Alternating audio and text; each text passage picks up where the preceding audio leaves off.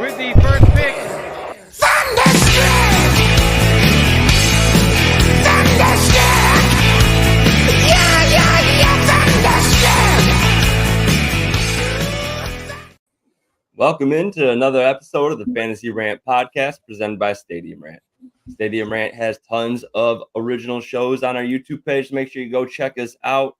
Shoot us a subscribe so you don't miss anything moving forward into the NFL season. And that's what we're here to talk about. We got me, Dan Baker, along with the normal Fantasy Rant crew, Lee Cook and Mason Beck. We got a special guest with us today in the house. We got Tyler Lamb. Not only does he host the Fifth Down Territory podcast, which you can find on this channel, but also he is the owner of Stadium Rant. Welcome in, CEO Tyler Rant, here for a mock draft.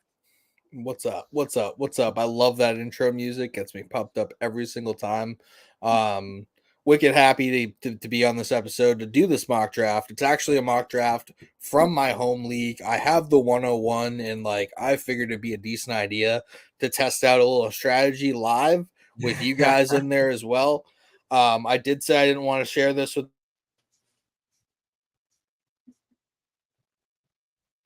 Oh, is it me that's frozen? Okay. We were all frozen for a second, so I think we might have lost Tyler for a second. I'm gonna just take that frozen face off there for his own sake. But let's get into it a little bit. Just really quick up top, did want to mention some brief news. Curtis Samuel's got some turf toe. He's week to week, 3 weeks until the NFL season starts. That could linger. Keep an eye out for that. And then Jaylen Warren, he will miss multiple weeks with a hamstring injury. We know how hamstring injuries also tend to linger. Might be worth thinking about moving Najee up a slight bump, at least for that beginning of the season before you potentially move on. But let's get into it. I'm really hoping that it's Tyler's draft that he's prepping for, and he's losing internet access. He just went out. He should come back in. I think he just had to close out and come back in. Okay. So let's talk about it a little bit then. It's a 10-team draft. This is our first ever time running a 10-team mock draft on our show, at least. Do you guys see any difference in strategy when you have a 10-team league compared to a 12-team league? I usually just wait a little longer for quarterbacks.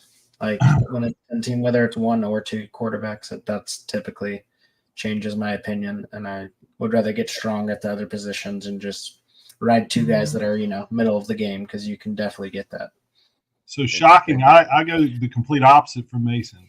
I think with 10 people, you've got even more depth at wide receiver or running back. I think it's much more important to have a top 3, top 4 at both onesie positions, at quarterback and tight end. So generally, I take those earlier in a 10-teamer. And that's what I was going to say. I still try not to go both onesie positions early in the draft. It still leaves you in, a desperate place at wide receiver, especially when all of the teams are stacked at those positions. But I definitely do take tight end earlier. I feel like it's very vital to have one of those preferably top 3 guys, but top 5, I would say this year, a little bit deeper than most. So I do see a world where any one of those guys in the top 5 ADP at tight end could finish as tight end 1 this year. All right. So we're going to, I'm going to share the screen. Tyler, if you can hear us and you are in the draft, you are the commish of this draft. So we need you to start it whenever you are ready. Briefly, one other thing while maybe Tyler's getting ready here, I did see Kendre Miller. The Saints coach Dennis Allen said he doesn't know if Kendre Miller can learn the offensive system because he hasn't been able to practice. That's obviously availability is an ability. We want him to be out there on the field, but it's not like Dennis Allen is a first-year coach for the Saints this year. Kendre had all last year to learn the offense. If he hasn't yet, that's concerning. Do you guys see Jamal Williams potentially taking over Kendre Miller for the running back 2 role in New Orleans? I don't see him dominantly taking over. I could definitely see him taking a little more into the more work out of it, just because Kendra hasn't looked great. But he's the younger guy. Jamal Williams really had that one big season. He's had some good seasons before that, but the one really good season with the Lions. I don't think he's proven to necessarily take a huge amount of workload. He's just going to be a change of pace back, honestly. And Kamara is going to be a workhorse more than likely as long as he's healthy. Word. All right, we got Tyler back in here, so let's get it going, right? Yeah, as soon as I was talking, like my lights flickered, and there must have been a little bit of a power surge or something. So, oh man, I assumed it was Spectrum. Yeah, I have Comcast, I have Xfinity, so I don't know, but it's good now. It's good. Like we're good. I'm ready to start this thing. You guys all ready? We actually do have 3 other guest mockers with us. Hanson 493, Brock's Jim, Logan Towes. I'm in a couple of leagues with them. Really good people. Really glad for having them on here and doing this with us. So thank you guys for helping me out. But yeah, let's do this thing. So I'm on the clock now. I'm going to do something. I'm still not sure what I'm going to do in my main draft, but right now I'm going to go ahead and take Tyreek Hill instead of Christian McCaffrey 101. Both players are a little bit banged up. Both are a little older.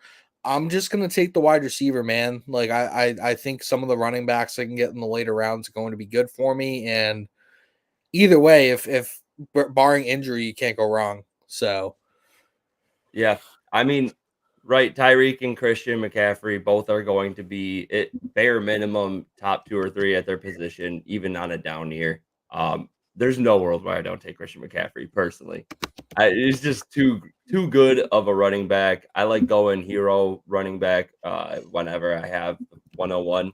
So that's just where I'm at. Where do you guys sit on the conversation here? For CD.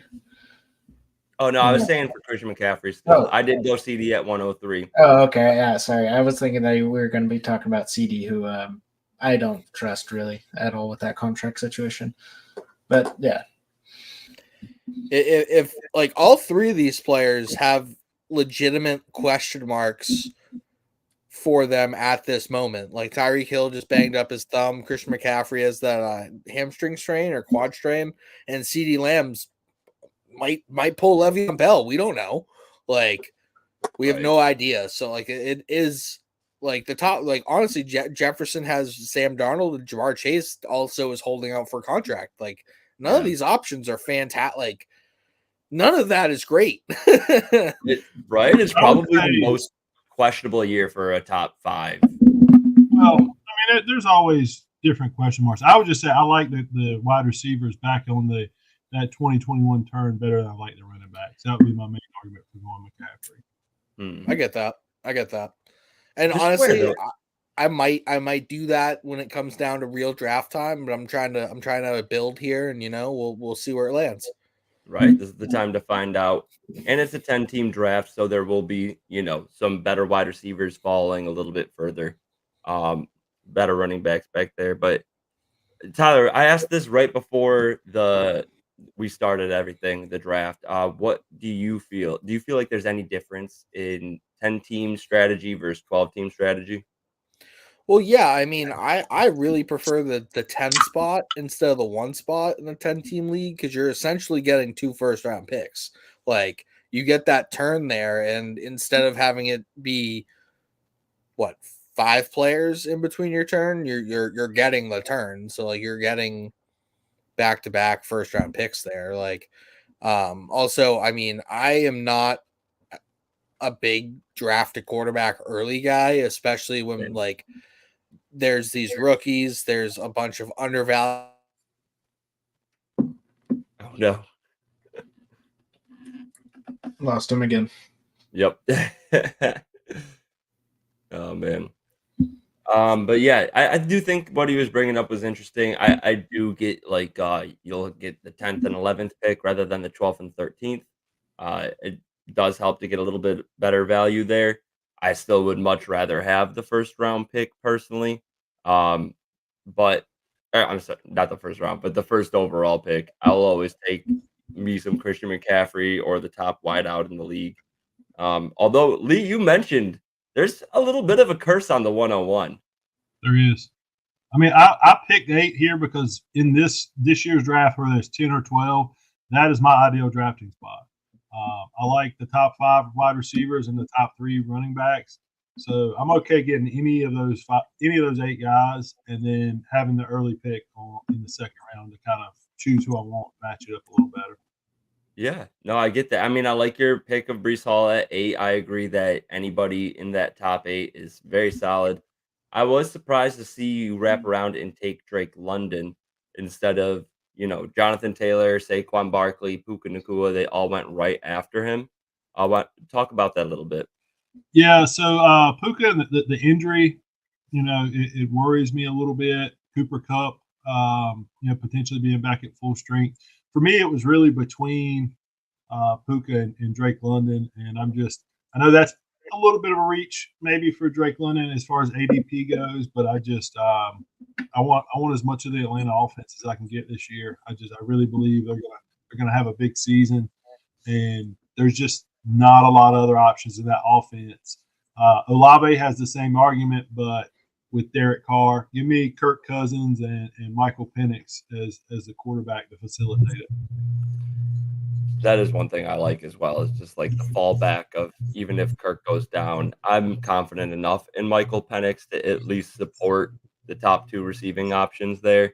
I do think they would go to a heavier run game, but yeah, I do like the pick overall. I'm not mad about Drake London there. I do think I would take JT or Barkley over London personally, but you already did go running back first round, kind of making a statement for the direction of your team if you end up going 2 RBs in the first 2 rounds. Yeah, I mean, I do feel like even with the added depth, you want to be strong at the top at both positions in a 10 team, even more so than a 12 team. And obviously your waivers are going to be deeper, so you're going to have more options there. Yeah, You just get Josh Allen. You went Josh Allen. it did. He took Derrick Henry and Josh Allen, so he's got 1 wide receiver, running back, and quarterback. Yeah, just to recap for all of our audio listeners out there, after Lee took Brees Hall and Drake London, like we said, it went JT, Saquon Barkley, Puka Nacua. Mason took Travis Etienne at the 207.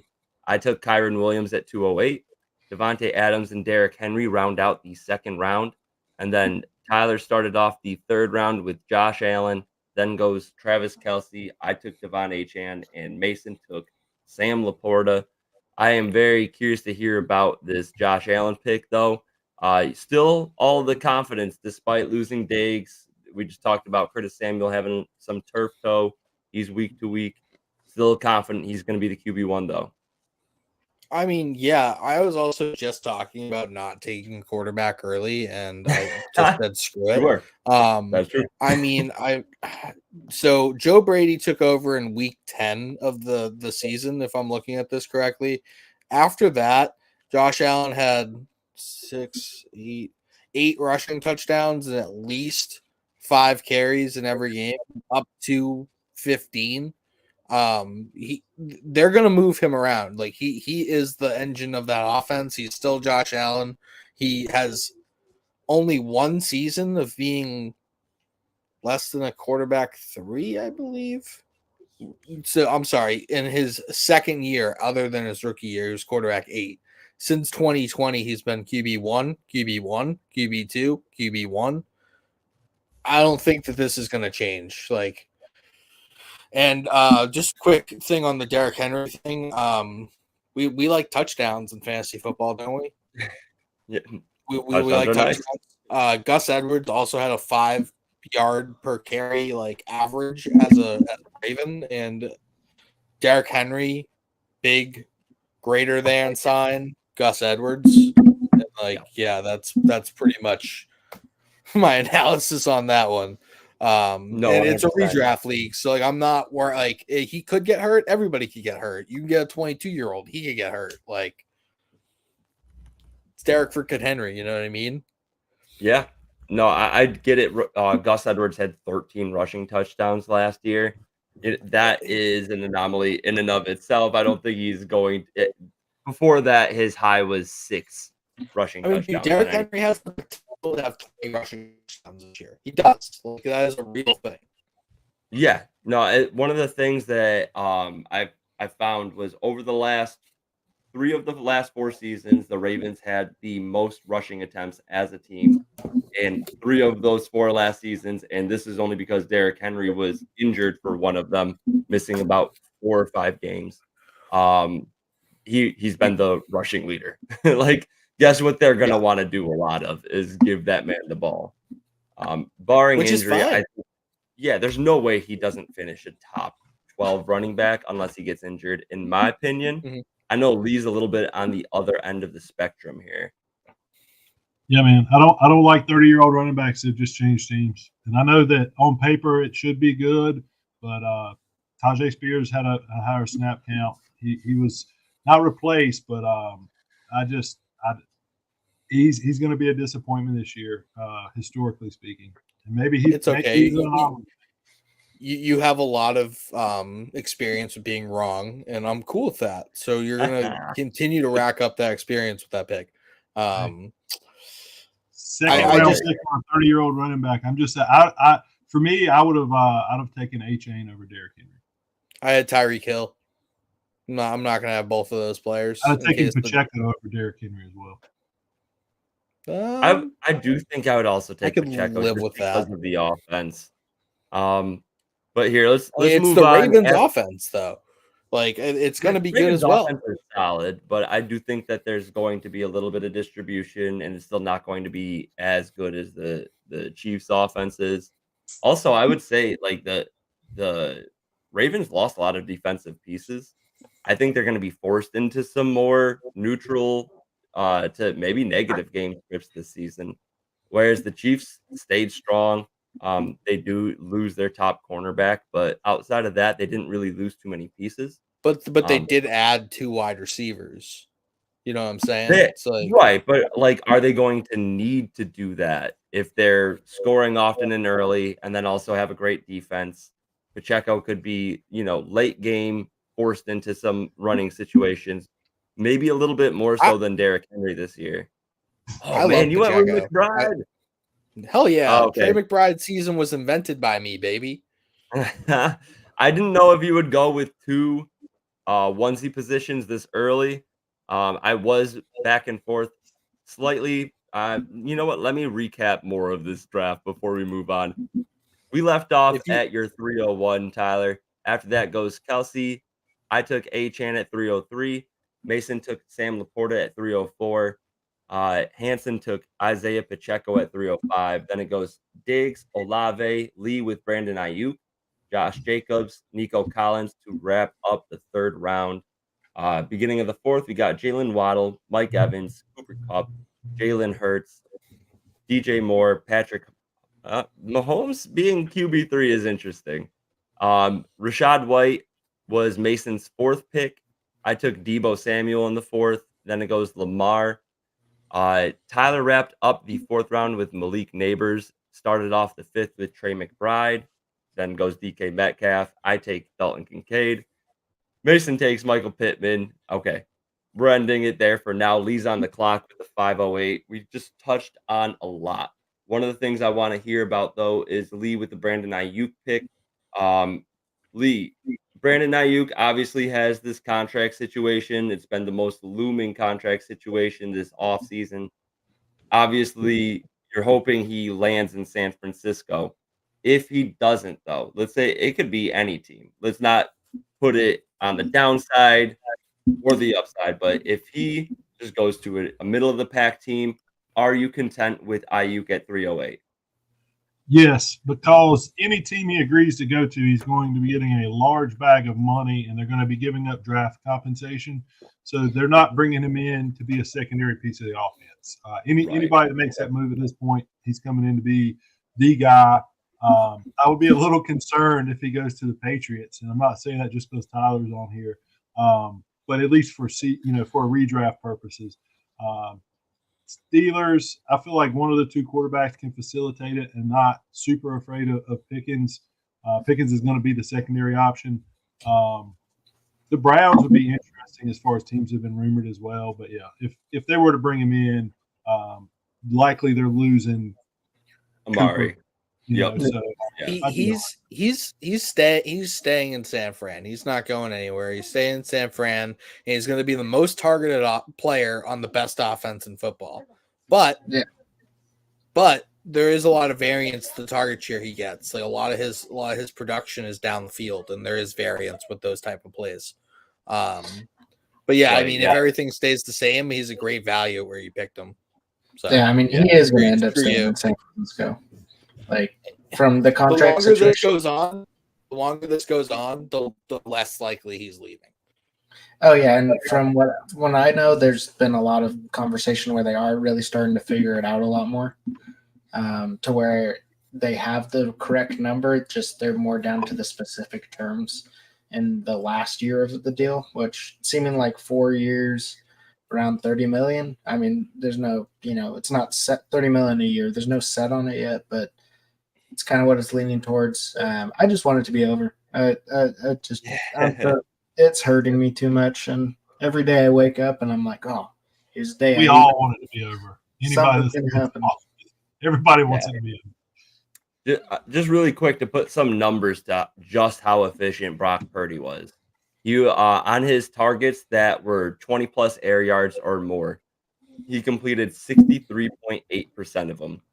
That was the highest completion percentage on targets at that range in PFF's tracking history. And that goes all the way back to, I believe it's like 2010, 2012, somewhere around there. I did it before and went back through every single year. It was impressive season. I don't know if he can repeat quite those numbers. I will say on top of that, though, 11 touchdowns to 1 interception at that range. Very impressive. We'll see if he can repeat that efficiency. Lee, you took Kenneth Walker at the 508 and George Kittle at 603. Why don't you talk about that pick a little bit? Yeah, so I feel like Kenneth Walker is a very underrated player in the offseason and where we're at right now. I'm not particularly concerned about Charbonnet. I do feel like with the new offense, it is going to be a bit more spread out. But Walker's shown he can catch the ball out of the backfield. He's a big play waiting to happen. And he's arguably the best player or second best player on that offense. I'm a little concerned with whoever's going to be the quarterback, but I don't think that should affect him too much. And of the running backs that were left, I mean, you're talking Joe Mixon, Alvin Kamara, Aaron Jones. Connor would have been the other guy I would have considered, but just so much age on all of those guys where Kenneth Walker has much younger legs. And Kittle, I like getting Kittle at the back end of kind of this elite tight end tier. He's a guy you're going to have to live with some of those down weeks, but he can win you a week. If Ayuk, it's a little bit of insurance there too. If Ayuk gets traded, I think he goes up and his average draft position goes up. But I don't mind getting, close your ears, Mason. I don't mind getting as much of the San Francisco offense as I can. So, I mean, I personally, I generally stay away from, I try, unless it's the wide receiver, like a stack, to stay away from adding 2 pass catchers from one team. Maybe I get if it's one of the best offenses in football, like it just leads to a lot of variance, don't you think? It can. I mean, especially I do that more on the wide receiver end because the up and down nature of Kittle is kind of baked into his price a little bit. Yeah. I feel like, the advantage to having Ayuk as well is typically any of those completely ghost games that Kittle has, Ayuk's going to have a big week to kind of balance that out a little bit. But like I said, there is still that chance Ayuk ends up somewhere else. And yeah, I mean, I think there's a pretty big teardrop tight end wise after him. I mean, I like Ingram as well, but he just doesn't have that touchdown potential. Even with Ridley not there? Oh God. 3, 2, you got one off. Okay. All right. Terry. So after Lee took George Kittle at 603, Mason was next up at 607. He takes George Pickens. I end up going with James Conner, just because I like to have a little bit deeper of a running back room with Devon Achane being in the mix. James Conner also not a peak healthy running back where a pinnacle of health. He's not the pinnacle of health that you would want to back up Achane with. But hoping that at least they stagger their injuries this year if they do incur one. You've got such a high potential team, but like you're also looking at it like there's a world where like picks 2 through 4 and then 6 and 7 are all hurt by Yep, like week there's 6. absolutely Like, that chance. they're like you're just like, oh, yeah. that could be sick, or it could be so detrimental. Yeah, this could go south. This is a $200 buy-in league, so like, oh boy. yeah, Okay, yeah. I'd pull my hair out. If I was paying $200 for this roster, it would be a little bit more risk adverse. It'd be like, we're all playing. It's like, oh, it definitely hit me when I heard $200, and I'm like, okay, that's a little risky. But overall, you're like, I might reconsider in a real one. We're all playing to win, though. We want the upside. And here's another upside player. I'm taking Calvin Ridley at the 808. I think he is a fantastic value in drafts, and I would be comfortable drafting him here with a fully healthy DeAndre Hopkins. The reports have come out that he's going to be able to make week 1. That's 3 weeks away, and he's been injured for a couple now. But I do think that Ridley has that upside. He's going to be able to make the most of the downfield targets that he gets. And Will Levis targeted players downfield at the highest percentage by over 5% from the next guy up. So still a very risky team, but that's what we're doing here. It's a 10-team league. We're risking it for the biscuit. Real quick on your Calvin Ridley point, though. Yeah. I think Will Levis and that Titans offense has the potential. Like, he has the potential to be a Sam Howell type of fantasy player this year, where he just might. Lee, I know your headshot back, but there was a point last year where Sam Howell was like a top 5 quarterback in fantasy, just clearly based off the number of passing attempts. And I think that this Titans team isn't going to be all that great. So I think that they're going to be passing the ball very, very frequently, and Will Levis likes to throw the ball downfield. So like he has a chance to be like a very deep sleeper, maybe not in one quarterback leagues, but if he's your QB2 and Superflex, like you're getting him at a really good value for what his potential ceiling could be.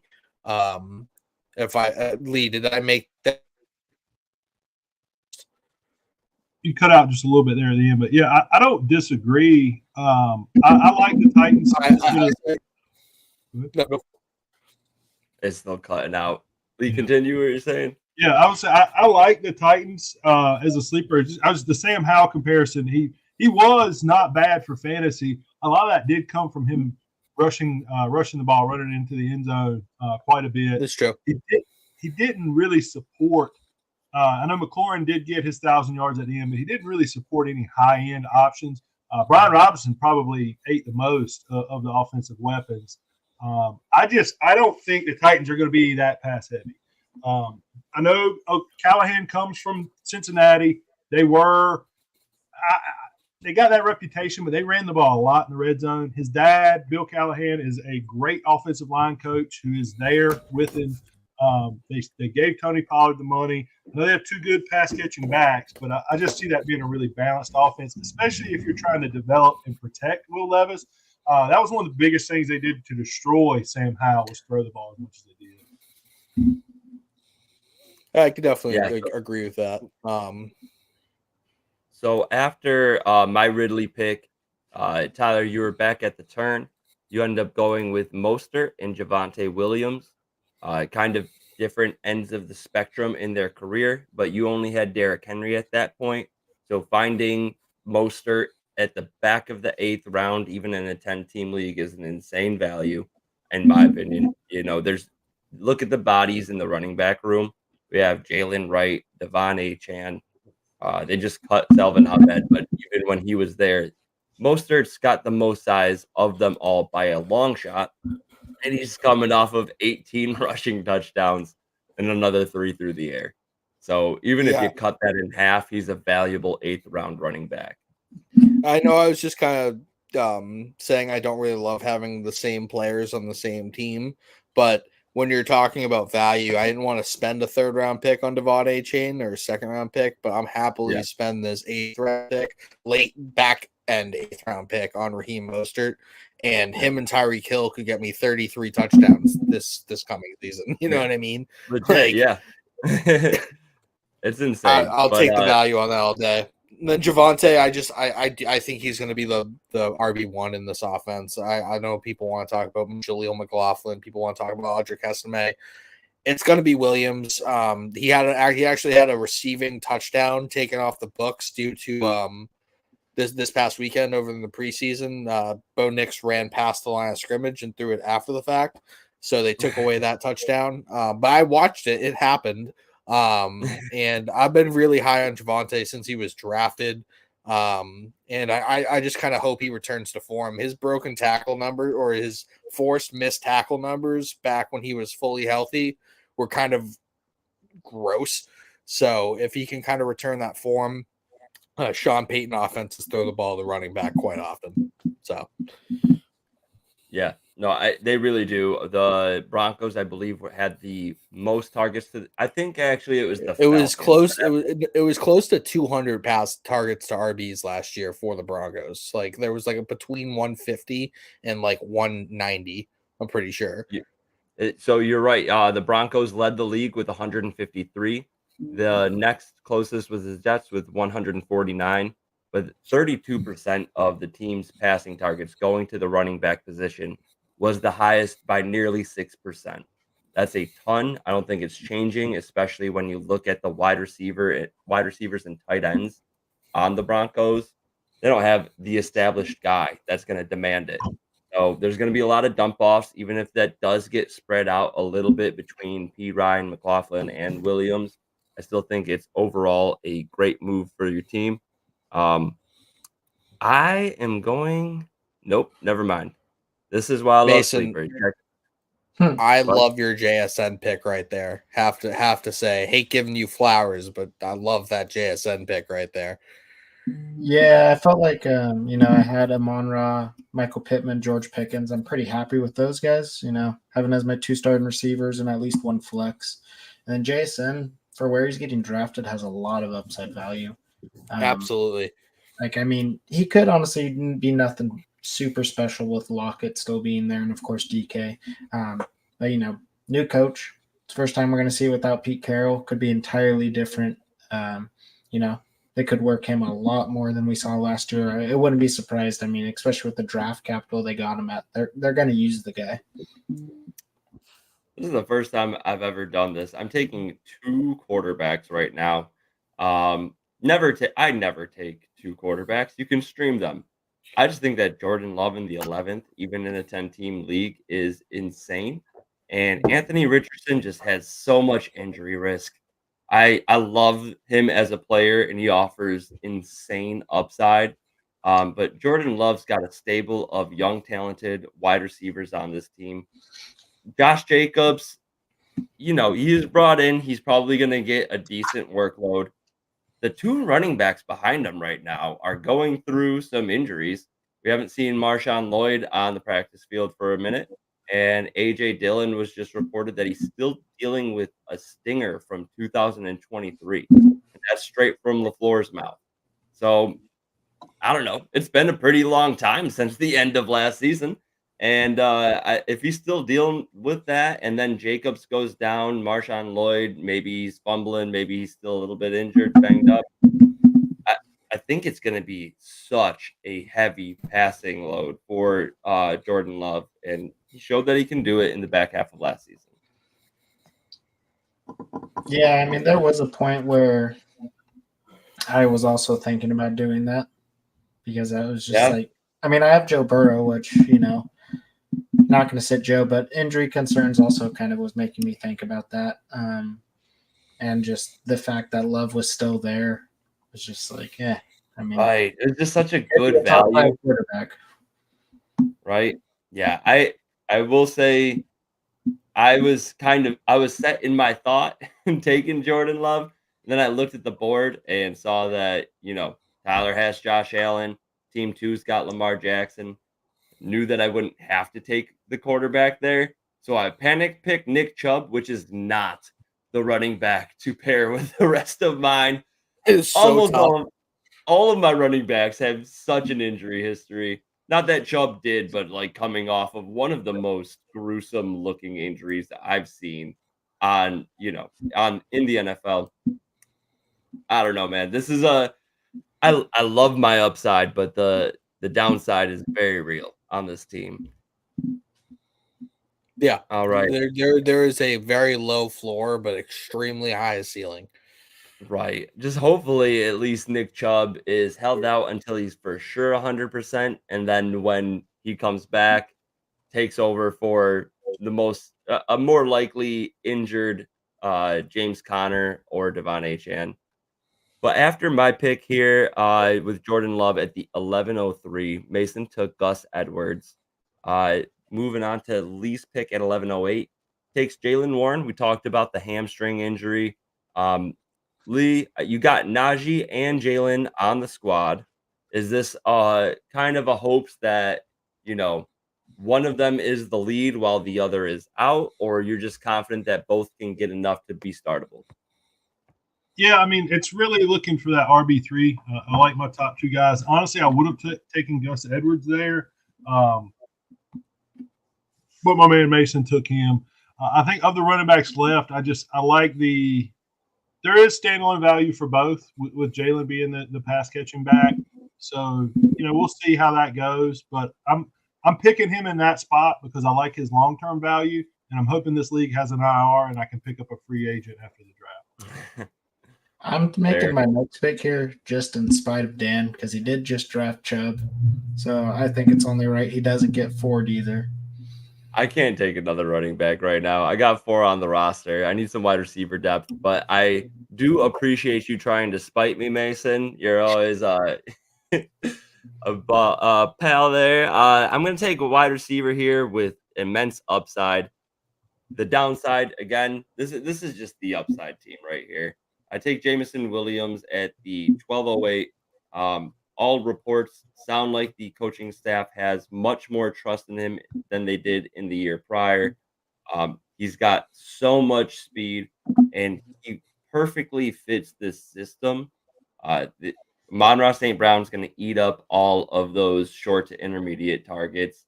Laporta also more in like that intermediate range. Jameson Williams, the field stretcher. But with the running threat that you have in that backfield, I am confident that Williams is going to get his shots downfield. There's really nobody else behind him that's threatening unless, Williams is royally effing up. So that moves us on to our next pick here. Tyler's got the wraparound. He's got Ezekiel Elliott and Khalil Shakir. You talked about how you like these late round running backs. You definitely hammered them in rounds 8 through 12, picked up another 5 running backs to pair with your Derrick Henry. And then Khalil Shakir, we talked about how Curtis Samuel has the turf toe. That's a lingering injury. And I know you are already very high on Khalil Shakir. So let's talk about that upside in Khalil Shakir that you see.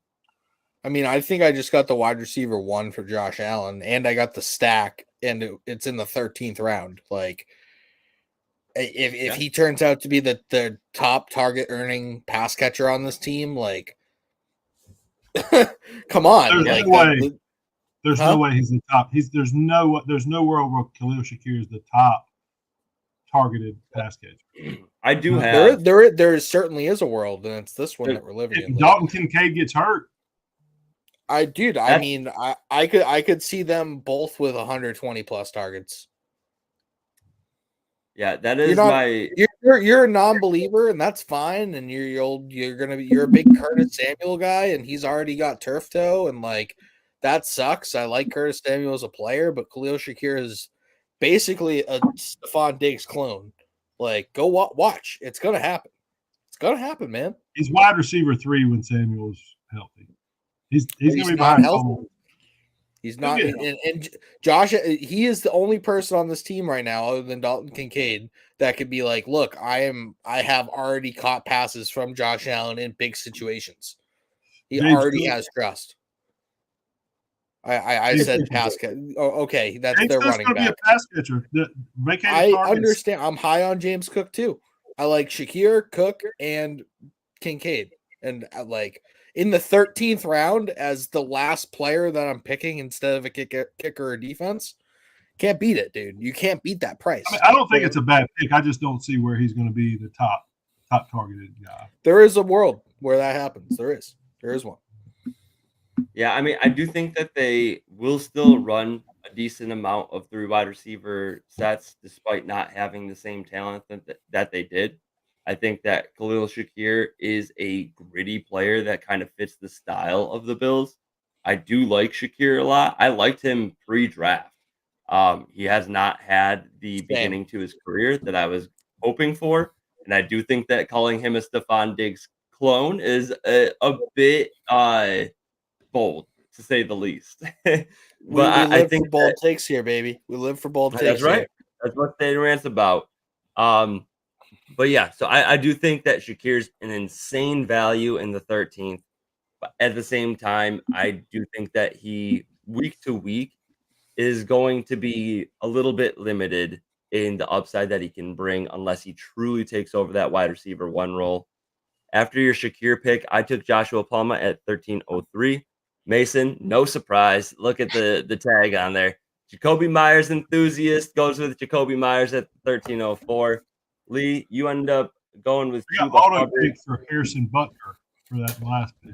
But That's gonna Chuba, go ahead. Yeah, Chuba going to start out the season hot. You know, you're down there in the Carolinas. Is it a homer pick? Are you a slight Panthers fan? I know you're obviously a Not Commanders at fan. all. Okay. I'm a guy. I want to get off to a fast start. I drafted a running back who was hurt, which is again hopefully going on IR, and I'll pick up someone else. But who knows when Brooks gets back? Until then, he has the backfield completely to himself. I really like Chuba Hubbard late in the draft. Really, with an eye on your first 6 weeks, you want to start off fast. And like I said, I've got depth coming later in the year. If Brooks comes back and completely takes the backfield, then he's completely off the team. He's very easily droppable at that point.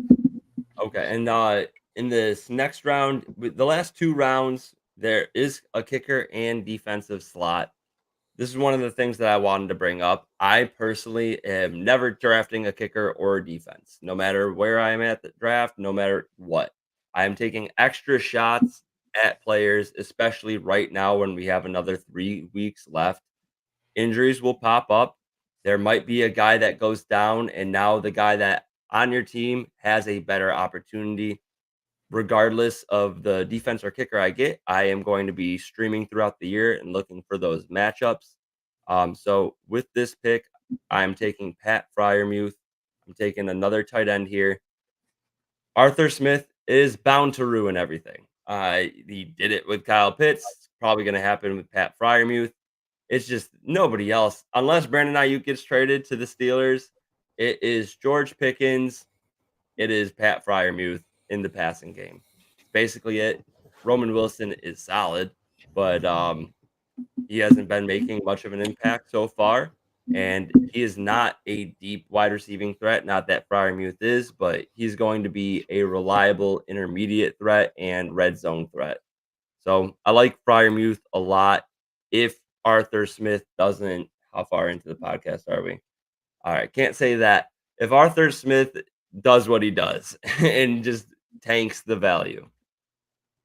I'm with you. I mean, I don't think that's a bad pick, and he's another guy. Again, if it looks like it in Atlanta, he's a pretty easy drop for you a week or 2 into the season where you can make room on your roster. Exactly. I do want to. I know you're on the clock now. I wanted to call out one other thing. I know you went with your second quarterback. Normally I wouldn't, but I didn't get. I like Purdy, and especially because I have the 49ers. super stack with Kittle, Ayuk, and Purdy. But I did go second quarterback as well, not just a homer pick. In the 12th round, I took Jaden Daniels. I feel like he is one of the biggest values late in the draft. He's the last legitimate rushing quarterback you can get in this year's draft. We know that's a cheat code. He is going to be the offense. I do have a stack with him and McLaurin as well, but I just feel like in a 10-team league, I'm normally not drafting a second quarterback unless there's tremendous upside and it's a late pick. So not just a homer pick, but I love the ability for him to break out this year in fantasy, if not in real football, in fantasy. I just want to jump in because we never really talk about defenses on this podcast.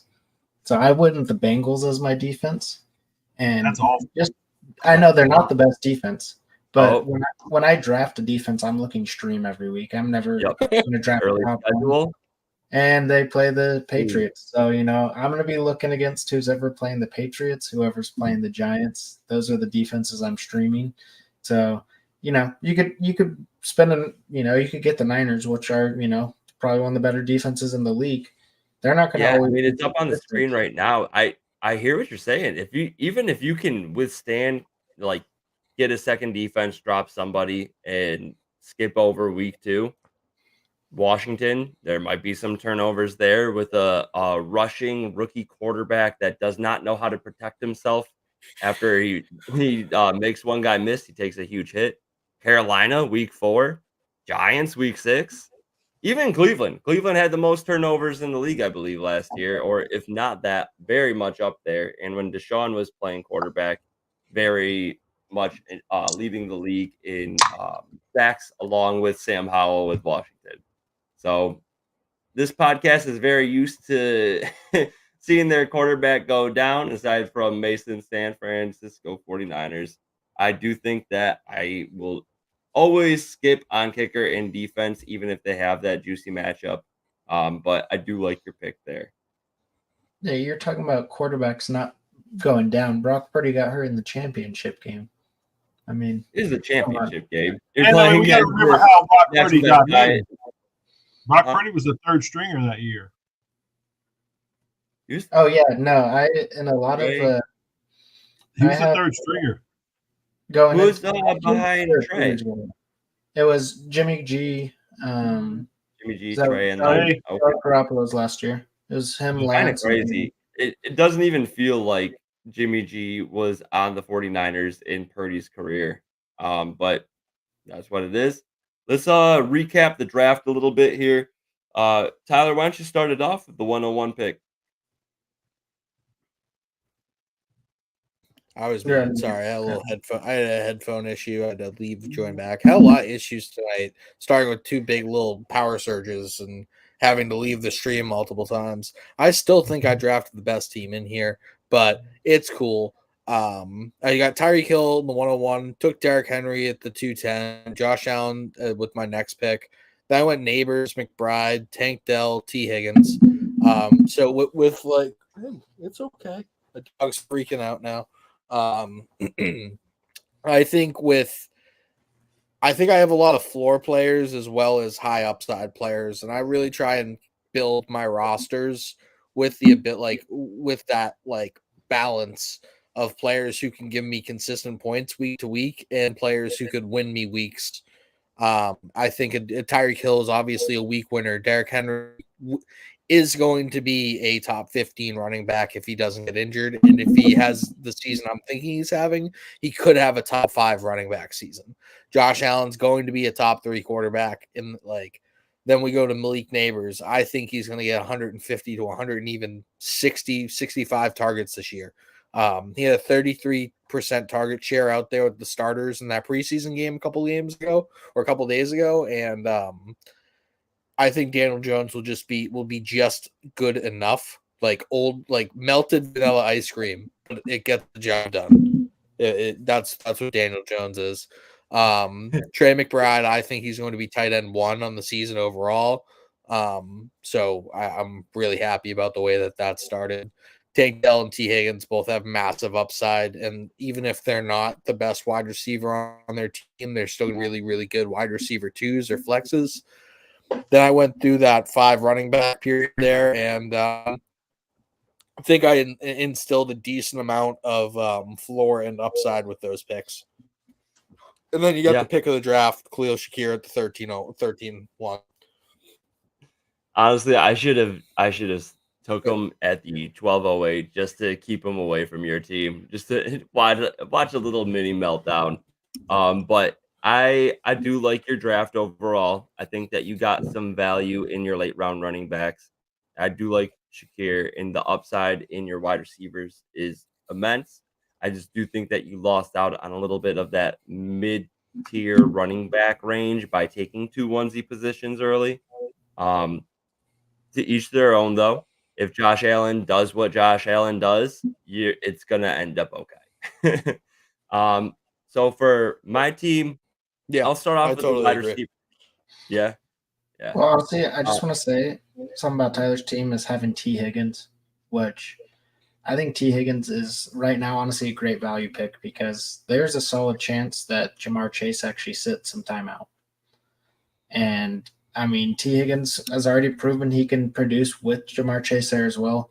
But I mean, if he is truly Joe Burrow's wide receiver one, I mean, he's going to have a great season. I think there's a lot of upside with a very good floor. He's going to probably do what we've seen him do when healthy, if Jamar is on the floor. But I don't know. The reports to me for Chase playing the first couple weeks, they're getting worse. I just like players miss He's out gonna on play. so He's gonna much money by sitting out. I don't think He's it's gonna gonna benefit Ayuk or Jamar Chase or CeeDee Lamb to sit out because of the contract disputes. I mean, we saw what happened with Le'Veon Bell. He sat out the year. He ended up taking that year off, really struggling in his return, and then not end up getting the contract after that and getting cut before he could even live out that contract. I don't see any of the wide receivers that are holding out right now, holding out in season, because that is multiple millions of dollars that they're missing out on per game. So that's where I sit personally. Um, but I'm gonna move on to my team here. I started off with the wide receivers, so I'll start there. I took CeeDee Lamb in the first, Debo Samuel in the fourth, Calvin Ridley in the eighth, Deontay Johnson in the ninth, Jameson Williams and Joshua Palmer to round out the wide receiver room. At running back, I have Kyron Williams, Devon Achan, James Conner, Nick Chubb, and Jalen Wright.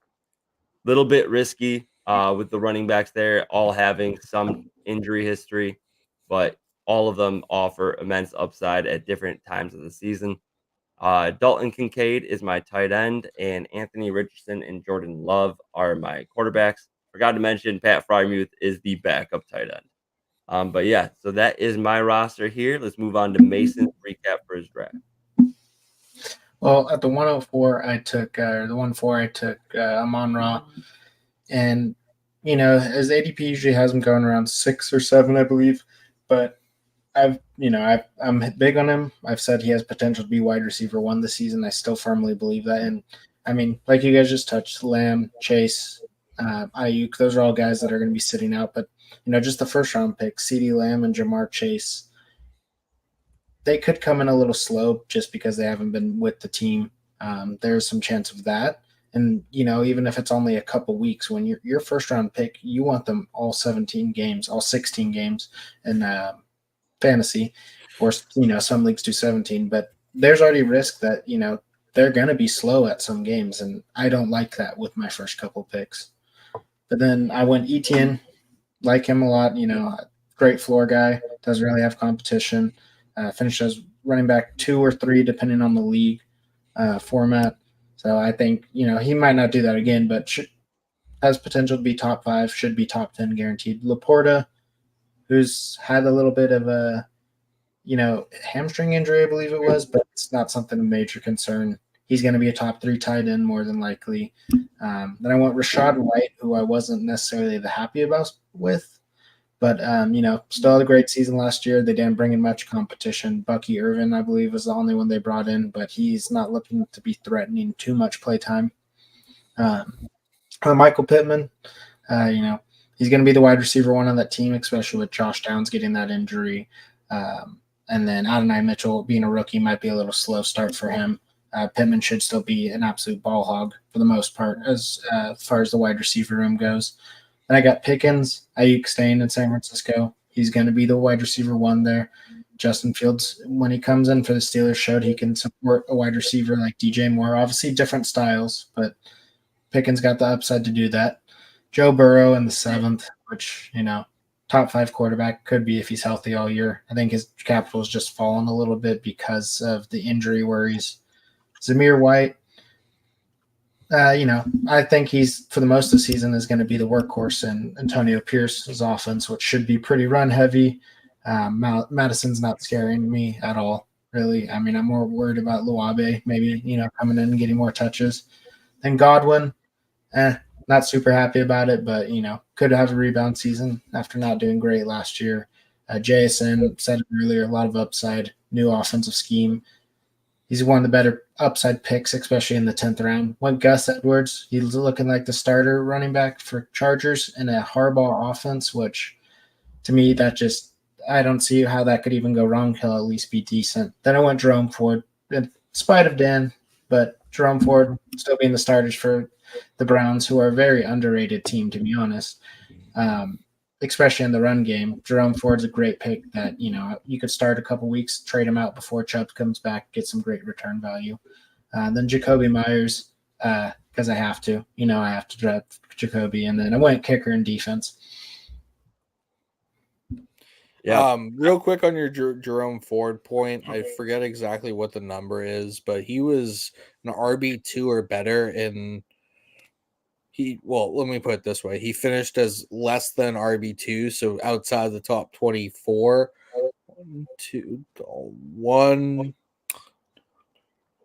5 times after Nick Chubb went down. So Nick Chubb went down week 2. So that's 15 weeks or 10 weeks. You're getting at least an RB2 production. With what round did you get him in? The 12th. Yeah, I think that's an absolute great value for him. And even if Chubb comes back, I feel like they're gonna work him in a little slowly. And Ford showed the big playmaking ability. So yeah, really good pick there. I like that a lot. I love your George Pickens pick. I think he's a top 12 wide receiver. I have Chris Godwin a little bit ahead of Mike Evans this year in my rankings. They're moving him back in the slot. Yep. That's spicy. It's by 2 spots. I mean, I think it's by a total of maybe 6 points. But didn't you say earlier you love touchdowns, but you got Chris Godwin above Mike Evans? Chris Godwin should get 90 receptions. If he gets 6 touchdowns, I'm cool with it. They're putting him back in the slot. And when he played in the slot in that same type of offense, he was the wide receiver 2 overall. I don't expect him to be that great, but I do expect him to be a top 20 wide receiver this year. And it's good value. I have JSN at wide receiver 22 as well. So, yeah, I really like those picks from you, Mason. Yeah, I mean, I'm not looking to start JSN at my number 1 or 2 receiver position. No. He's a great flex. I think he's going to be a solid flex all season. He can grow into your wide receiver 2 spot too if things work out and he develops properly in the season. Yeah, it'll be interesting. I think, like you guys both mentioned, Pickens, polar opposite style play compared to Godwin, JSN, Pittman, and Amon-Ra St. Brown. So it's nice to have that little bit of a boom mixed in with the rest of those consistent players. I do think that JSN should overstep Lockett this season. Yet to see, but Lee, why don't you take it away with the recap for your picks here? Hold on. Do you want to We end are the at that really quickly before you cap it off. That's going to do it for the Atlanta radio broadcast. We appreciate everybody out there listening. Make sure you go check out the YouTube. We got the full draft board up so you can see exactly what we're talking about throughout this entire draft. Check out the YouTube page, like and subscribe. We really appreciate it. Yeah. All right, check us Lee, on take it YouTube if you want to hear about the best possible team that was drafted. Yeah. Yup, It's not that's what Lee's. it We is. already talked about it. All right. So I still can't get over you. You said you wanted touchdowns, and then you're going Chris Godwin. I Okay. I go where the numbers tell me to go, buddy. Follow the volume. Okay, maybe he returns to 2019 form, but I don't see it. But okay, that was a long time ago there, Lamb. This is true. So, and a major injury ago. But to get into my team, I'm going to do it a little bit more, by position, other than disjointed like Mason over there. Quarterbacks, we went Brock Purdy and Jaden Daniels. I didn't end up getting a quarterback as early as I had planned, but I like where it worked out. I think Purdy provides a really solid floor, especially having a couple of 49er pass catchers afterwards. And I love the ceiling of Jaden Daniels. Running back, I got Brees Hall, Kenneth Walker, Najee Harris, Jalen Warren, and Chuba Hubbard. This is, to me, looking at my team, this is the weakest spot on my team depth-wise. I like the top, but I'll be looking, waiver wire, and you always need to work the waiver wire no matter how good you think you are at any positions. But I think running back is generally the easiest spot to find some real hidden gems, and that would be an area of focus for this team. At wide receiver, we went Drake London, Brandon Ayuk, Cooper Kupp. We went Terry McLaurin, Keon Coleman, and then the last pick in the draft, I did pick up Gabe Davis. I hate owning Gabe Davis. I panicked. I was running out of time. I would probably have him for no more than a week or two. Maybe he gets more consistent targets in Jacksonville, but he's very likely going to be a cut candidate, especially if I can't put Jalen Warren on the IR, where I can get an extra position spot. Tight end, we went with George Kittle. Again, I think for him to be the tight end 7 off the board, he's a guy who's consistently finished, I think tight end 3 the last couple of years. A lot of boom or bust, but I've kind of built my team to be able to be a little bit insulated from it, and he's certainly going to win me some weeks. I like, especially in a non-tight end premium, give me that guy that can score 3 touchdowns in a week, and I'll deal with the weeks where he has 2 catches for 12 yards. Yeah, no, overall, I like your team a lot.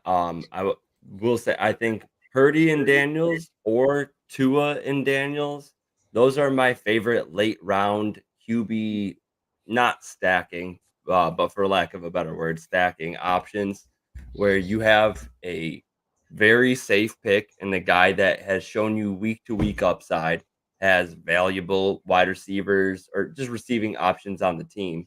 And then the guy that's just going to run the ball a ton and he can offer you some week to week upside. If by week 3 or 4, it doesn't look like he is ready to be the starter and it's not offering any fantasy potential, then cut bait, move on. But really offers some upside stacking players like that. I would also throw Jared Goff and Trevor Lawrence into that mix too for these late options that you can pair 2 quarterbacks together. Baker Mayfield, undrafted. Get him on the waiver wire. Find him on the waiver wire. Dude, this is why super flex leagues should be the norm. The quarterback is literally the most important position on the football field. It should be the most important position on your fantasy football team. It is archaic. It is just completely outdated continuing to play 1 quarterback redraft leagues. I'm sorry. This 1 quarterback redraft league is my home league, and there is just absolutely no way I'm getting these casuals to switch to Superflex. I can't even get a big play bonus in this bitch. Let alone Fab. Nah, not about Fab. Like, I agree. It's crazy out here.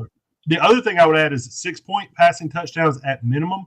It's probably too much to go to 8 because they shouldn't be worth more than receiving or rushing. But honestly, I don't mind going 6 passing touchdowns and having a 300-yard passing yard bonus, and no other big yard bonuses, because the rushing quarterback should not be worth that much more than the guy that's getting you 300 yards passing week in and week out. Dude, I wish Evan was here for this moment specifically because we talk about this all the time.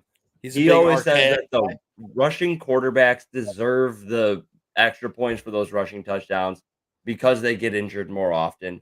We had a special guest come onto the show last season whose 9 to 5 is a physical therapist, and he talked about how rushing quarterbacks do not have a higher risk of injury, especially in today's NFL, where there's so much penalty for hitting them late, or hitting helmet to helmet, lower body, all of these things to protect the quarterback. And on top of it, the quarterbacks protect themselves. They usually slide early, even if you're a guy like Lamar, Jalen Hurts, anyone other than Josh Allen.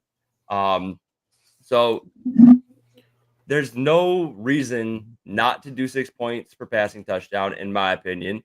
If you are in one of those leagues, talk to your teammates or your league mates. There shouldn't be a reason when you get near the goal line where you're going, oh, I hope my quarterback rushes it in instead of throws it in.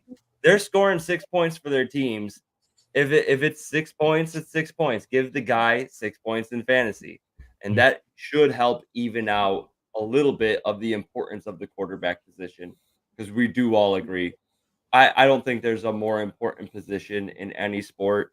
And that's even with me being a former pitcher, which I think has the next highest impact on a game. Your starting pitcher sucks, you're losing the game. So, but yeah, I digress. I'll move on from here. You guys, one last question before we get out of here.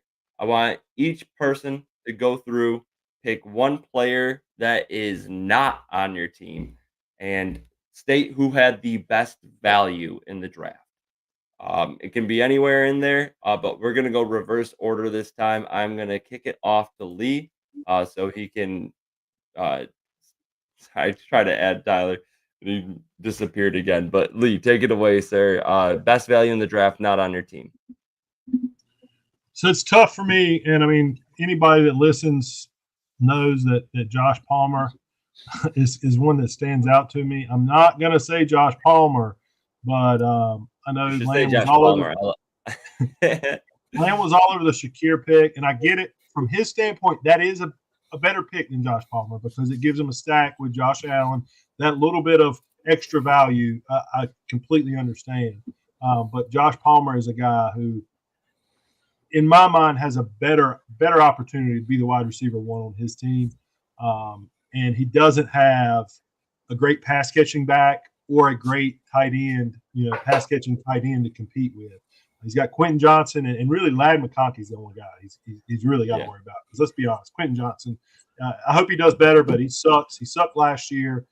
He's Sell. He's not good at football. Yeah. Not good at professional football. Sorry. Good football player if you're like playing, a pickup game or pretty much anything up to a collegiate level. But making that jump is just different. Yeah, absolutely.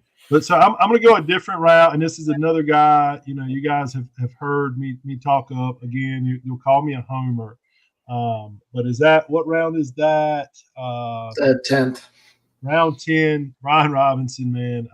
I'm all over Brian Robinson this year. B-Rob, Brian Robinson. He's primed. He got set back in his rookie season. He got shot in the buttocks, and that will slow anybody down. Second season, he had an offensive coordinator who threw the ball more than anybody in the league. He refused to run it, and a bad offensive line. The O-line is better. He has looked really explosive, really good in the preseason. I know that doesn't say everything, but Austin Eckler's brought in. People feel like it's going to be 50-50, and Austin Eckler's going to take away a lot from him. He is not. He's going to be a third down back. Brian Robinson is still going to catch the ball at the backfield, which really buoyed his value last year.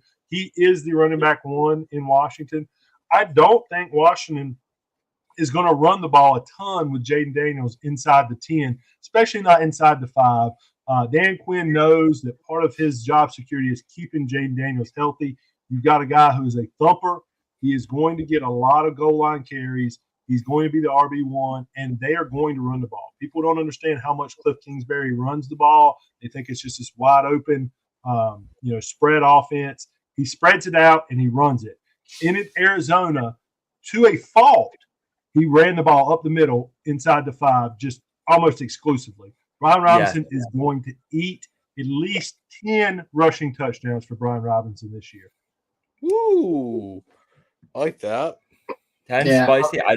I do like that. The one thing I I agree with you in this sense that he is a great value, and that the biggest thing, Cliff Kingsbury really does just like run. It's like Madden, when you get inside the 5, he's just gonna rush it up the middle 5 or 4 times in a row, until he gets in. That And read option is going to be real big down there with It is. Daniels. It's The going to be real big. The threat is going to keep the ends home, and if you're going to stop Robinson, it's going to have to be with the tackles in the middle. Yeah. And I mean, we all know Love James B-Rob. Conner got injured very frequently, no matter where he was. But in his time in Arizona in 3 years, even with missing at least 2 games every season, 15 rushing touchdowns one season, and then in the next 2 he had 7 apiece. So, that Brian Robinson's going to get the opportunities. I don't think that like you were saying, people have the idea that Eckler is that red zone monster like he was for a couple of years with the Chargers. He's not that guy, especially when you're asking him to just go between the tackles and rush right up the middle. A lot of times that was coming out of a shotgun set, and it was a little bit less expected when he got in there. So I do like the Brian Robinson value pick a lot. That's going to move us on to Mason for his favorite value in the draft that is not on his team. I was honestly also going to say Brian Robinson. Wow. Lee, you were nice to Mason somewhere through. I forgot where it was in the episode, and then Mason just agreed with Lee. This is a first. This is a drafted 349ers. He's got to. We have a comment with a trade question. Let's pull that up real quick. I like it. So the big ticket, he's asking regular PPR, 2 wide receiver, 1 flex, receive Josh Allen, Josh Jacobs. He gives up John Taylor and Kyler Murray. Would you take this deal? No, I am taking the Jonathan Taylor, Kyler Murray side. In a super flex, I might be a little bit more, but I'm just too scared of Jacobs. I think the ceiling is so much higher for Jonathan Taylor, and then I think there's a decent chance. I don't necessarily believe this because I do think Josh Allen is going to be wide receiver proof, but you give Kyler Murray, Marvin Harrison. He has great rushing ability. He's a guy who has performed consistently as a top 7 quarterback in fantasy when he's been healthy, maybe even top 5 or 4. I think the difference in the running backs is greater than the difference in the quarterbacks there. Here's this nugget as well. He also has Marvin Harrison at wide receiver. I'm definitely not breaking that stack up. Yeah. I'm not doing it. Like, especially in a 1 quarterback league, like Josh Allen's great, but you have Kyler Murray, and there's a reason why you picked him, and stick with it. You're not really upgrading at running back, and you'd be getting rid of your stack. Like, nah, I wouldn't do that. Unless you're trying to, like, maybe if you can get like another flex player out of the dude. Like, Lee knows this. I'm always about that. Like, I'm just gonna counter and sneak this dude in there, and if it breaks the trade, it breaks the trade. I didn't really want to do it in the first place. So either way, I'm cool. Lamb, have you ever accepted a trade offer? Ever? Yeah. It's always counter. It's always counter with you. No, I've accepted trade offers. I've accepted trade offers, but I respect it. No, I do love countering. I mean, that's the whole. Unless it's just like a simple, like, I have to smash accept. Like, I'll probably counter. Or I think we went back and forth 9 times in our startup this year, and counter until we finally agreed on something. Yeah, and we did that trade in the Burnt Ends Dynasty League for T. Higgins as well. I gave you, I think I gave you Brian Robinson. I gave you Brian Robinson the second for T. Higgins on May 9th. So that took some negotiating for sure. But we did get it done. Yeah. I can't remember who I got with this. I'm happy with it. So, like, just to put some numbers to it too, last season, Josh Allen, we talked about how Joe Brady took over as offensive coordinator from week 10 on. Kyler Murray happened to come back from injury that same week. So we have some decent numbers for where they both were in their season. Kyler Murray had 18.9 points per game in 4 point per passing touchdown leagues. That was good for QB9 in that stretch. And Josh Allen had 23.9 points. So that is exactly 5 more per week.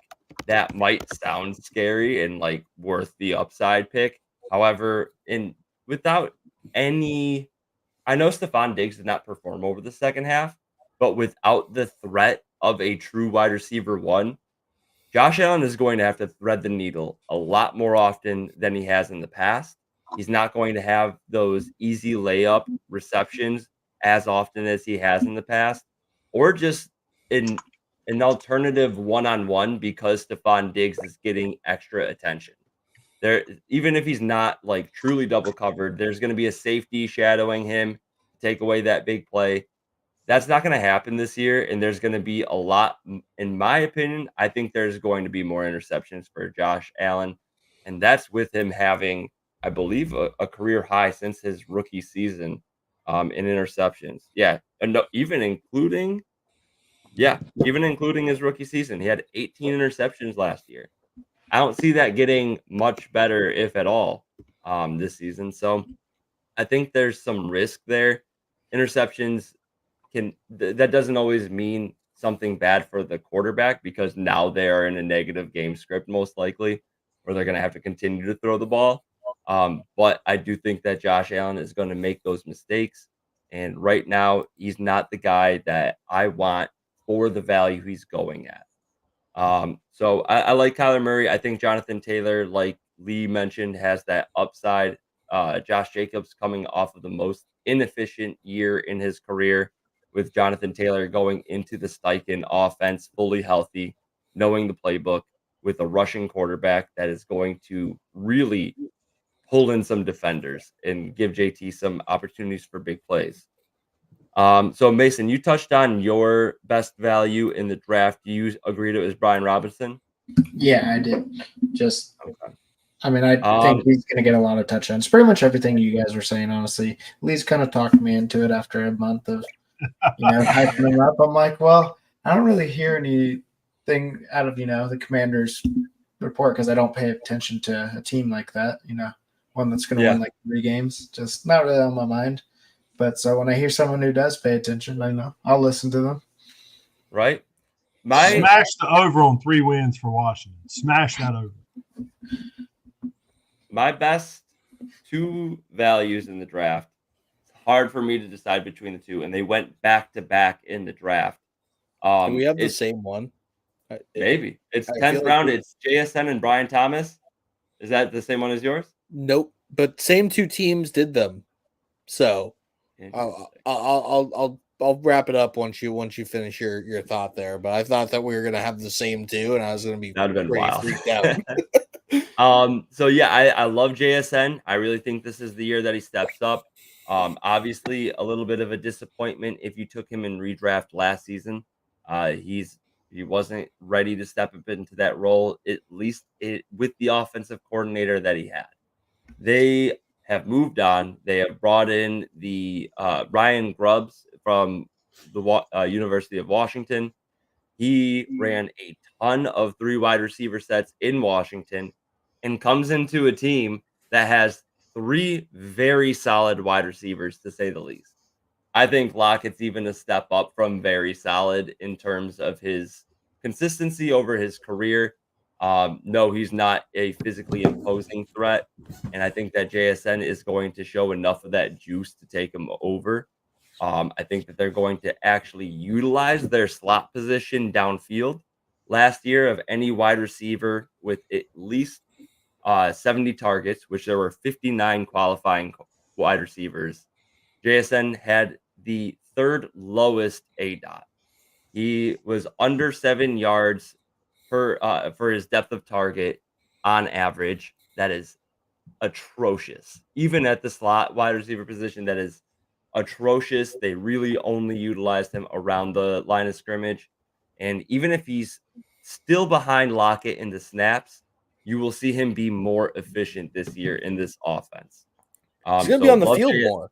Like, yeah, dude, he's just gonna be on the field more. Like that. I love the point, the Ryan Grubb point, man. I really, really, really like it, and it's one of the big reasons why I'm not super high on Romo Odunze this year is because they hired Shane Waldron. Like Shane Waldron had an issue managing 3 wide receivers, and for some reason he's like, no, let's just keep running heavy personnel out there and like leave this dude on the bench, or bring in Jake Bobo, who's a cool dude, and a good player, but like he's not your 20th overall pick. And it's just like, what we're gonna be seeing more Tyler Scott than Romo Dunze, I feel like, at one point in the season. Everybody's just gonna be like, "Are we really trying to do that?"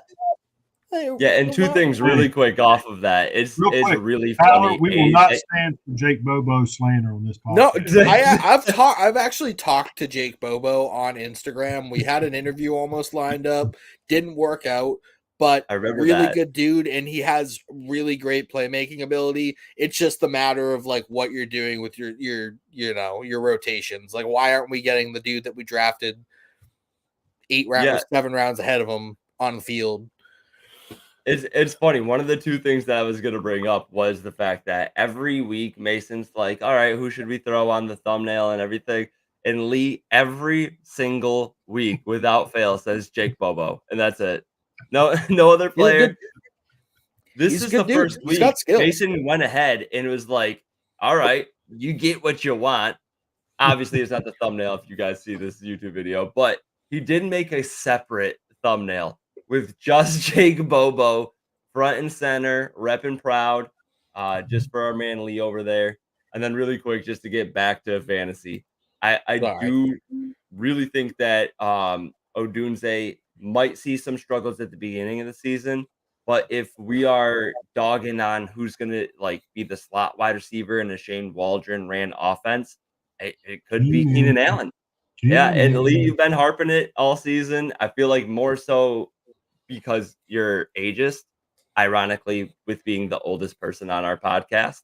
But I know what it's like to get old, man. I know what it's like. I've experienced it. He feels it in the bones, and he knows Keenan is too. But I do think that Romo Dunze could work himself late in season into a role where he is being utilized downfield. They're utilizing Caleb's strengths in extending plays. Romo Dunze already showed it. He's got a little bit of connection with Caleb downfield in preseason.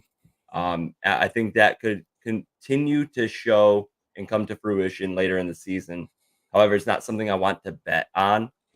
So I'm mainly sticking away from Odunze, where we seen JSN already should have had more success if he wasn't stifled to his low A dot role. But really quickly, because I already talked a lot, Brian Thomas would have been my other one, especially with Christian Kirk popping up. Seems like he's going to be able to make it for the beginning of the season here. Calf injuries keeping Christian Kirk out right now, but Brian Thomas Jr. was drafted in the first round for a reason. He is much better than Gabe Davis, in my opinion, even at this point in the draft process.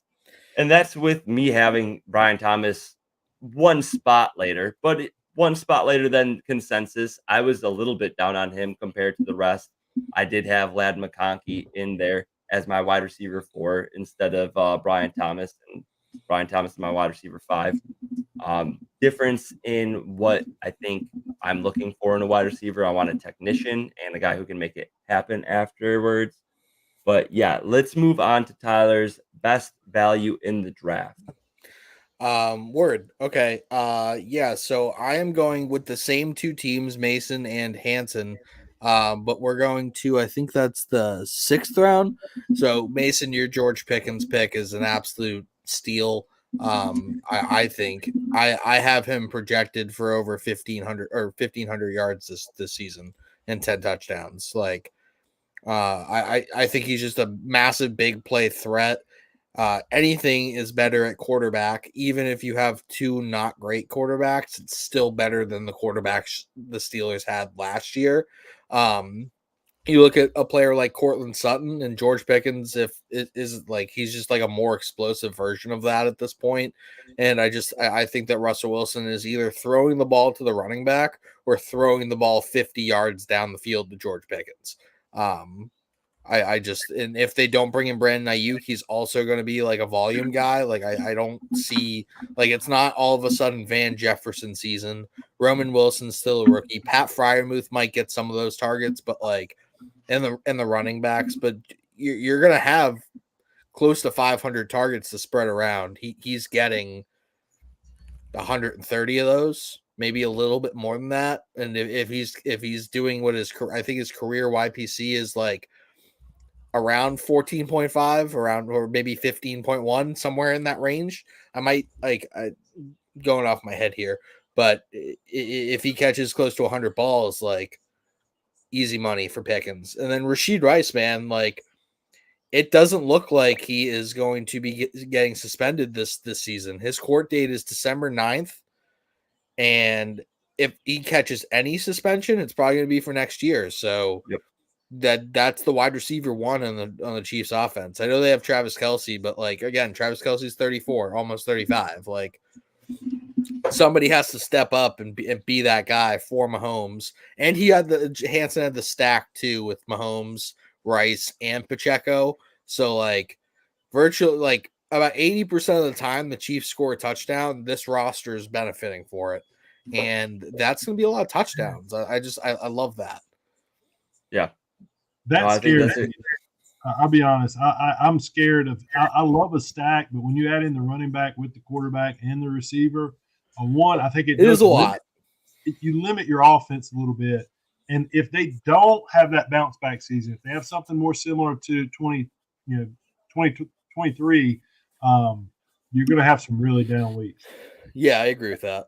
Totally agree with that. I like the super stack when it's running back and quarterback. Like one league, I have Derrick Henry and Lamar Jackson. So like virtually all the Ravens touchdowns are going to me this season. So like I like that. I mean, it does give you a little bit more, but when you add the wide receiver in, you're right. That is a lot to put your marbles on for an offense. But yeah, I really like the value of those two players in the middle of the 6th round here. I think both of them should go at least a round earlier. And yeah, I like that a lot. All right. That's mostly going to wrap it up for this week's episode. Lee, you had a little thing to throw in there? Yeah, so one, I mean, again, everybody that's still with us, everybody that's listening, watching on YouTube, anybody that was listening in the first hour, we appreciate you guys. We're going to be doing a little bit of a special episode next week. So we're going to do, we've done a lot of mocks and we've done the one real dynasty. We're going to do a real redraft show league. So that should be a lot of fun. Everybody's not going to have a ton of skin in the game, but we're going to do a $20, $25 buy-in, have a little bit of a prize. But we're also going to have a special guest. My 10-year-old Jackson is going to join us. He's going to draft his first ever fantasy football team on the air with us and with you guys. So I'm definitely looking forward to that. And it does give us that, it's how we grow the game, keeping kids involved. Getting people who aren't necessarily huge football fans involved, but he is as big a football fan as any 10-year-old you will ever find.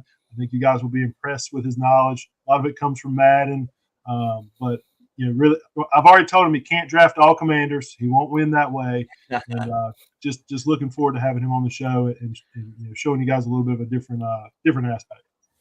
I give you a lot of shit, Lee, but that's pretty cool, my guy. That's a pretty cool thing to share with him and to like get him into this type of game that enhances our favorite thing to watch. So it's pretty cool. I like that a lot, buddy. Appreciate 100%. And we all started off with Madden. Let's be honest. Like, yeah. I was 10 years old playing, like the Dante Culpepper 2001. Madden, Dude, the Mike Vick 04 Madden, dude, right? Exactly. Like we all remember our first, and that's how you learn. Like, oh, this guy's got a little bit of speed, even though Madden be shafting some of these players out there. Overall, the Madden 92 with John Madden on the cover and Barry Sanders is the best player in the game. There you go. I mean, yeah. I don't think John Madden was on the cover of every Madden, I think, until like 2000 or somewhere around 2000, there. 2001, he came on. Yeah, it's wild, man. We're all old, guys. Talking about 2001 Maddens and 1994. You got 92. 92. So you had to been playing that on what? Stop showing your age, dude. Stop showing your age. Super Nintendo, man. Got a birthday. I was gonna say Super Nintendo because like I played N64 when I was growing up, but that's even predating that. So We got it all covered here, guys. We got the Young Buck and Mason here. We got it all the way up to 1992 Madden with Lee and everything in between. Make sure you guys. The three of us are in a Madden league right now, like Madden 2025. And the old man is the defending champion. Let's just put that out there. He's got the most experience out there, playing since '92. I always lose in the divisional. Oh, that is rough. You're the Cowboys. I was going to say I'm the 49ers since Mason can't win a game, so it's cool. I'm doing better. Hey, dude, last year I had a big in Madden, but you probably should sign in and do your free agency so you don't lose all three of your offensive linemen who are good, and then you might not suck. Just got absolutely destroyed the next season. Yeah, I signed one of them for $200 million, and Lee, you beat me out on the other dude for another $200 million because you lived in Miami. Baby. 7-year deal? Oh yeah. Okay, I was trying to give Trent Williams like $65 million a year, and he went to Lee's team because he had a better he was in Miami and I was in LA, and his tax warm weather. No, it was the tax. That's one of those random ones that pop up on. And he wanted to win a ring. You know, he was chasing rings at that point. I was a contender. He knew. No, it was also that he just hated being on my shitty team. That he was like, I'm gonna go to a division. But all right, that is good. Oh, did anyone have any more? No, all right. That's gonna wrap it up for this week's episode. Make sure you join next week for that special episode. We'll be going everything from novice levels all the way up to our regular thing. Mock drafts are always fun too. Make sure you comment who you think won this draft. Stay tuned for next episode. Comment whoever you think should be drafted at that pick. All right, everyone have a great week.